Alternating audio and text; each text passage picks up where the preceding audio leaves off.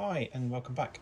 In this video we're going to have a look at unboxing the Panzer III North Africa version in 1/35 scale from Academy, just to give you an idea of what you get inside the box.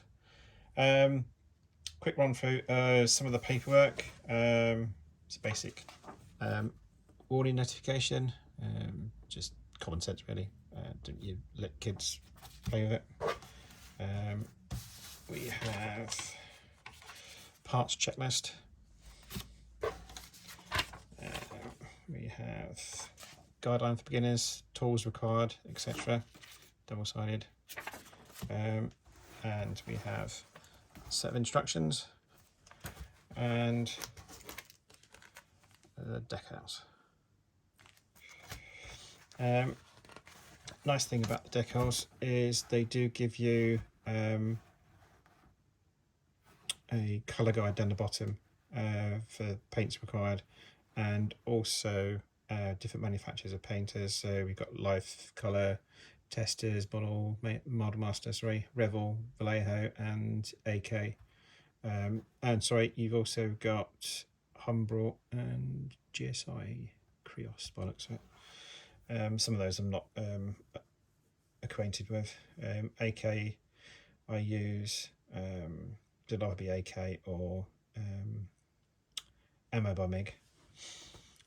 So it's quite nice because it does give you a rundown of the colours you need. I'm not sure if they give it, does give you some nice details on the side of the box. I'm just having a look to see if they do colours. Yes, they do. There you go. So even before you buy it, you can see what colours you need to get, and it gives you a difficulty rating, skill rating for this kit, and they rate it at 4. I haven't done much in the way of modelling for quite a few years, but I suspect the reason they're giving you 4 is because the whole of the tank is made up from multiple pieces. It's not like a bathtub casting. It's got a bottom, 4 sides, etc. So I suspect that may be why, and there's obviously a lot of small parts in there as well. So, but the box art is lovely. It does give you a good idea of what you're letting yourself in for and what you're getting for your money. And they've done a nice job of painting it up. There should be some photo etch somewhere, which I'm not entirely sure what I've done with. I've obviously put it in a safe place. Ah, there you go. It's in the back of the bag with the transfers, decals, whatever you want to call them. A few options, different tanks, depending on what your preference is. So that's those. Just to give you, yeah, and the instructions do give you some nice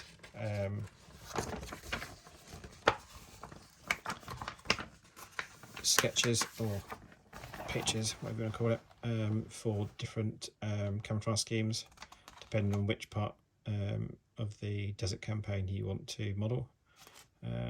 So this one just says 1942, and then this one, El Alamein, August 42, Libya 41, Libya 41, Libya 42. As you can see, you've got 2 options for the barrel, either the short 50 or the long 50. And the back page gives you a parts list, fairly straightforward. This looks like it's shared across different models because it does give you a list of unused parts as well, which is this part down here.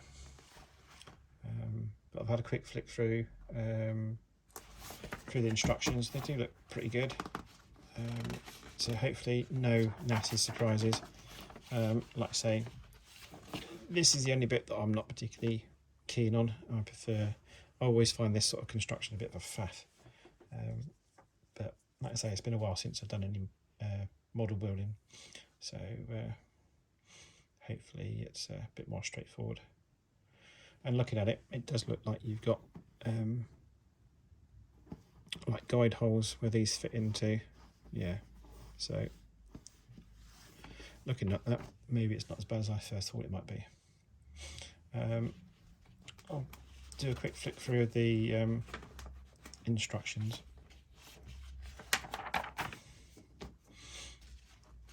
The tracks are partially individual and partially multicast, or cast into one part rather than individual ones. So it's not a moving track, not like you get on some of the bigger 1/16 scale models. Now my plan is to, like the Panzer I that I've got in 1/16 scale, is to do a series of videos of this over the coming weeks, with just sort of some progress updates after I've done something.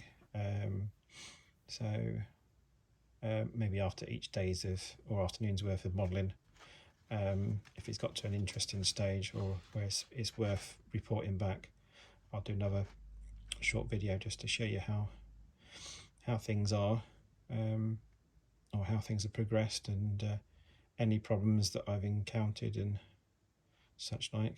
But it looks fairly straightforward. Like I say, you have got a few options. I'll have a look at the beginning of the instructions, and I'm pretty sure it says there, if I remember rightly, I think there's 5 that you can choose from.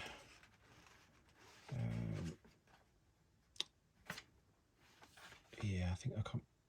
Let's have a quick look. Yeah, different versions, version 1, 2, 3, 4 and 5, which I take tie in with the 2, 4, 5 different versions that you got for camo schemes. So that's fairly straightforward. Some of the parts look a little bit fiddly. I think what I'm going to use this as a practice for eventually going on to a 1/16 scale version of the Panzer III. I must say that this tank is one of my favourites all time, really, not just from World War II. I think it's a lovely looking tank, if there can be such a thing. Right, so we'll have a quick look at the different sprues. So they're all lettered, so try and do it so that you can see okay. So that's sprue A, with the whole superstructure, fairly straightforward. And then this one is a sprue B, with some more superstructure,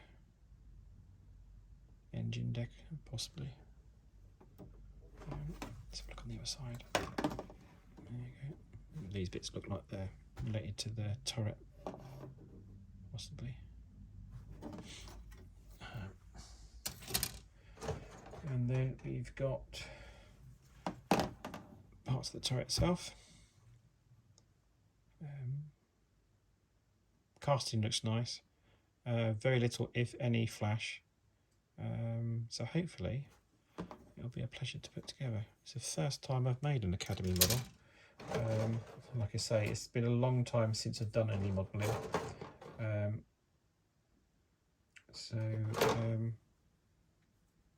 Yeah, it was, for me, I started off in, I think probably like most people do, with Airfix and Revell back in the 70s and 80s, and some Tamiya. Really enjoyed doing the 1/35 scale Tamiya. A few other larger scale ones. I think I did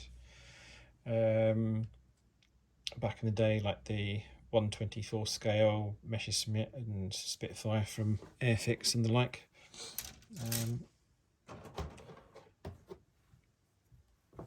The reason for getting back into this, there was a new model shop opened up recently, not too far from where I live, and really it was just having a nosy round. I was really going up there for paints, because I mostly do war game stuff, 156 scale or 28mm for miniatures. Anyway, I saw the Panzer III, which, like I say, I love this tank. So I had to buy that. Actually, it was a late Christmas present. And went back up again probably less than a week later and bought the 1/16 scale Panzer I-B from Tacom. So yeah, looking forward to getting back into the hobby. Yeah, really nice detail on these, and hopefully a pleasure to put.